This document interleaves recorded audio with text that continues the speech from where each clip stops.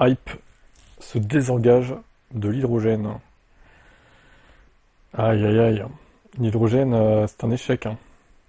Dans une publication, alors l'entreprise qui opère la plus grande flotte de taxis hydrogène renonce à son cœur d'activité, dénonçant dans une publication percutante sur LinkedIn l'échec du modèle économique actuel.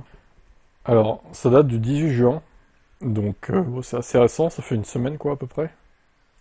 Pour Hype, ce départ est moins un constat d'échec individuel qu'un signal d'alarme collectif en ligne de mire, un écosystème verrouillé, dominé par un oligopole regroupant Air Liquide et Total Energy, accusés d'avoir investi sans calendrier ni visibilité. Le prix de l'hydrogène est passé de 9 à près de 18 euros le kilo. Il a doublé.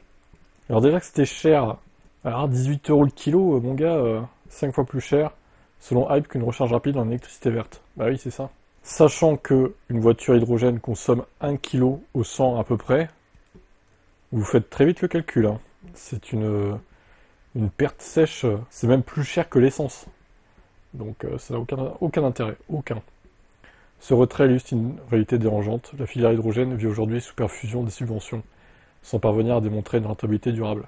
Un avertissement salutaire pour un secteur qui ambitionne pourtant de jouer un rôle central dans la décarbonation des transports.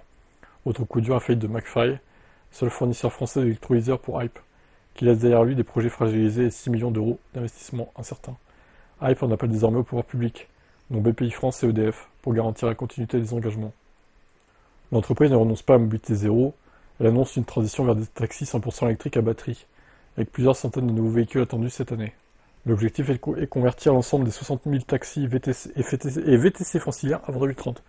L'entreprise a d'ailleurs démarré des essais avec une flotte de modèle 3 d'ancienne génération. La filière hydrogène n'est pas encore enterrée. Son concurrent i7Co poursuit ses activités avec notamment l'ouverture prochaine d'une nouvelle station près d'Orly. Mais l'abandon de Hype marque une rupture nette. L'hydrogène ne peut plus se contenter de promesses et de subventions. Pour survivre, il faudra prouver qu'il est viable. 18 euros le kilo, c'est pas viable. Enfin, faut être sérieux, quoi. N'importe quoi. Franchement, non, mais moi, je dis, il faut laisser tomber l'hydrogène, en fait. Ou alors vraiment que pour les transports lourds, le type camion, mais... Et encore, il y a des camions à batterie maintenant qui font bien le job. C'est une technologie morte-née, en fait, l'hydrogène. Et tous ceux qui croient que c'est l'avenir, vous vous trompez. Vraiment, vous vous trompez, là. Vous avez une mauvaise analyse de la situation. Quand j'entends dire certains que la technologie de VE à batterie, c'est une technologie de CDD, ça me fait bien rire. Mais qu'est-ce que c'est l'hydrogène, alors? C'est encore pire, du coup. La preuve est là, hein. Bref.